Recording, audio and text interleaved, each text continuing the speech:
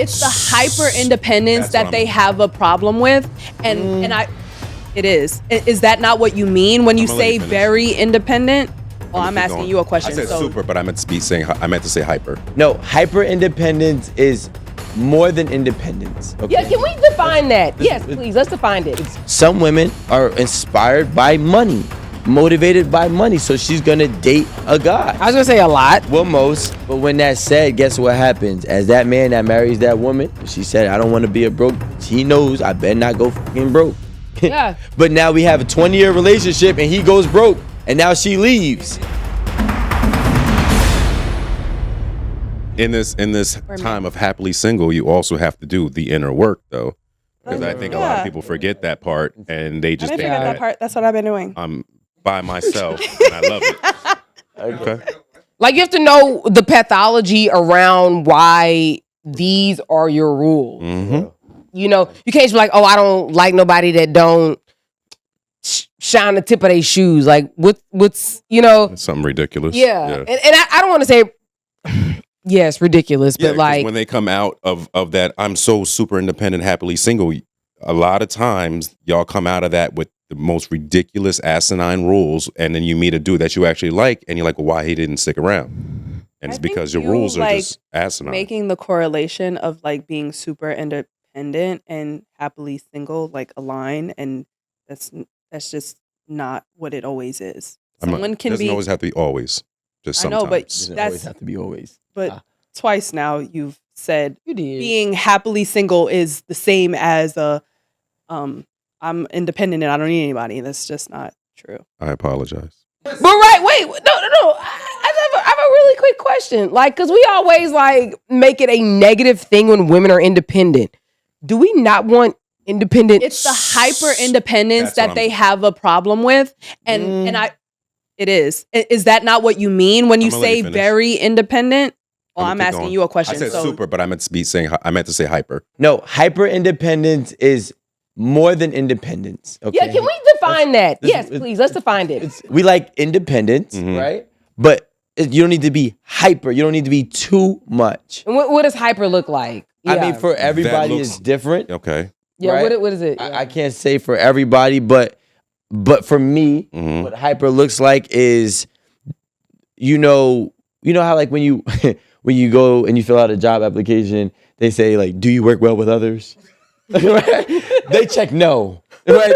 That's what hyper independent is. Like, I agree. They can't take direction. They can't take feedback. They can't take criticism. And they can't see anything outside of the ways that they've already cemented in their brain. That's hyper independency, right? Yes, and that means that you aren't allowing someone to come into your life to be an addition, not to take over your life and control it, to be an addition, to be a plus, because you can do it all by yourself.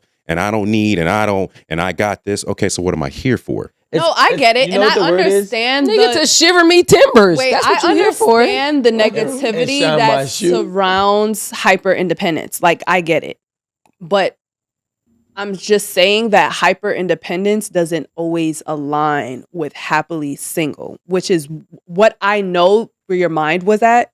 You said independence, but I know you were talking about hyper independence. I said super, but you are correct. Right, but that's what you meant, hyper. So Okay. you said it. Yes. I'm agreeing with We're you. moving on from that. We've already established it.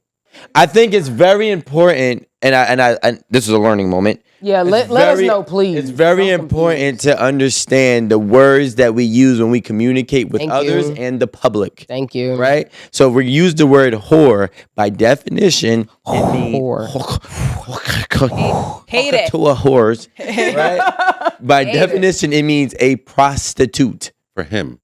But I'm just saying. So he's paying. Those are in abundance. Right, that's your husband. I can name a lot of places. Paying for some shit. Okay, well, anyways, do we have somebody who was educated at a reputable school, credible school, and he was a therapist, and his motive was to understand the psychology of women so he can get women and date them, which is insane.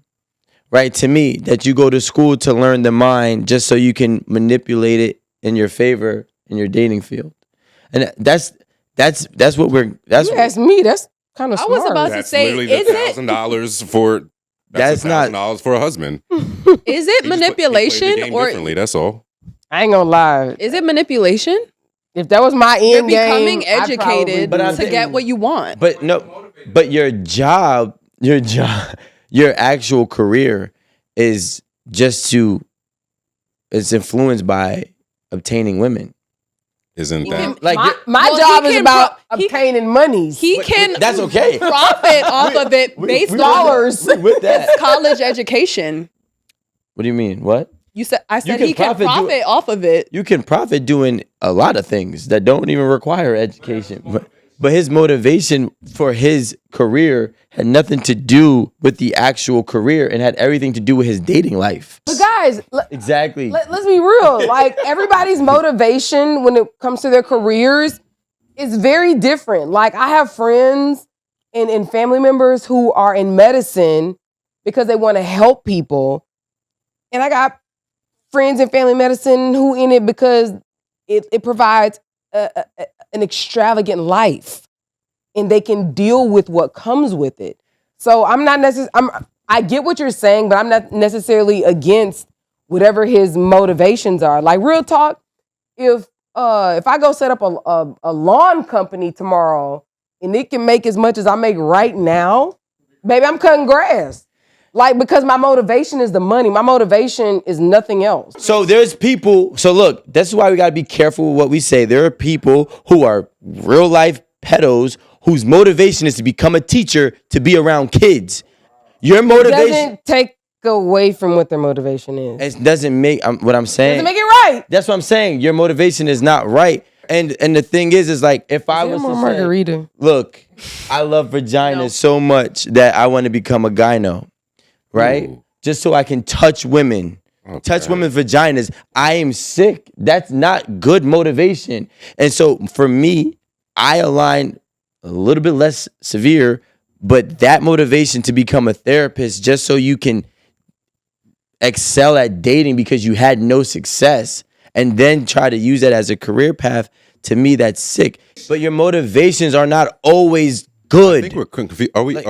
Are we crossing the lines with like motivation and intent? I think that's what I'm trying to say. That's what he's trying to get your at. Your intention with your motivation is not pure in sense of good. It's morally wrong. It doesn't matter. I don't think what Alan is saying is that it has to be good or bad.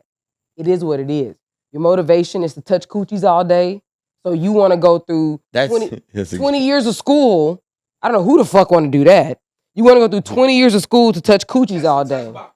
Literally. But no. 20. No, okay, let me make it a little more plain. 20 years of school, stress, being broke, because med students are broke than a bitch. Like, broker than law students, then accounting students. Like, med students are broke and worked to the fucking bone.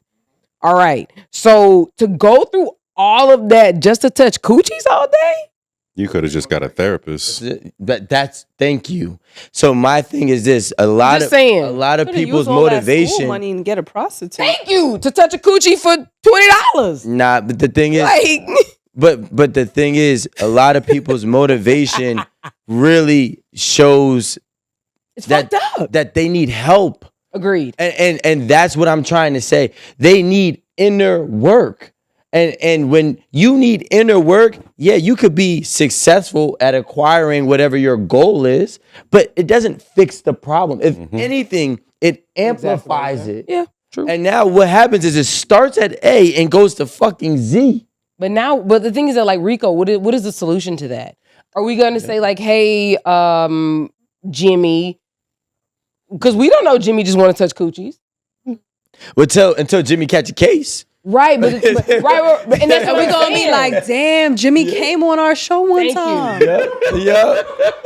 Yo, Jimmy said, and I knew he was. And I sat right next to him. I knew that nigga was weird. And Jimmy kept looking down. Like, what the fuck was Jimmy doing? You know? And that's my problem. The thing is, But at what point do you? I'm about to go watch that episode. When is that intercepted? Is what I'm saying. Like, well, my thing is, it really starts with. I really feel as if a lot of times, depending on how sick it is, of course, people tell you the truth when you ask the right questions. Yes. So when you have people that are successful, a lot of times when you get these interviews, they ask what motivated you, what inspired you, what was, that turning point that made you decide to take this career path, whatever it may be, and they tell you that story. We don't ask we don't ask these questions to certain people because we just say, okay, you were able to acquire this success. And I think when it comes to everyday people, or just even, it could be your career, it could be your relationship, what is motivating you to be this woman that you are today? What is motivating you to be this man that you are today? I don't want to be a broke bitch. And that's a lot. But at least we know. I don't want my husband But now look, to lord over my life. so look, but now look, but so then Aaron, but when that's my liege. But when that's my liege. But when that's said, guess what happens? As that man that marries that woman, when she said, I don't want to be a broke bitch, he knows I better not go fucking broke. Yeah. But now we have a 20-year relationship and he goes broke and now she leaves. But he never knew. See, the thing is this, when you have your own motivation, that is perfectly fine. But when your own motivation is not being upfront and somebody can no longer provide what you were motivated for, the problem is a unknown miscommunication. So motive. I never knew it. Motive. So my question is this. If your motive is pure and genuine, why would you hide it? Why would you hide your motive? There are women who are, I'm sorry, go ahead. I think that like, maybe it's fair to understand that everybody doesn't have pure motivation. Thank you. And that's what I've been trying to say this whole time. Pure motives. Right. That's what we're talking about. And I think, and I think that's fine. Yeah. And I think that if you want to know whether someone's motivation is pure or not, you just ask them, understanding you correctly. So we understand that everyone has a motivation for whatever it is that they do. Yes. Right. Whereas you want to ascertain whether a person's motivation is pure or not. Right. It's impossible. No, really what I'm saying is that you have to be careful with motivation. The reality is it will always exist, right? And I'm not saying, hey, everybody, you need to tell your motivations up front. That's not what I'm saying. Obviously, you can ask, but sometimes people will still lie, right? So then you have to read between the lines. But I'm saying for the people that do have those motivations that are not pure, that are not genuine, people have to understand that people are not as good as you want them to be or as you believe they are. Right? Okay. People have to understand that, hey, this person is successful, but this person is a creep. That's why they're successful. Right? They're inspired by nasty behaviors or moralist things, right? Some women are inspired by money, motivated by money. So she's gonna date a guy. I was gonna say a lot. Well, most. But I don't want to talk for women, right? So I just say a lot.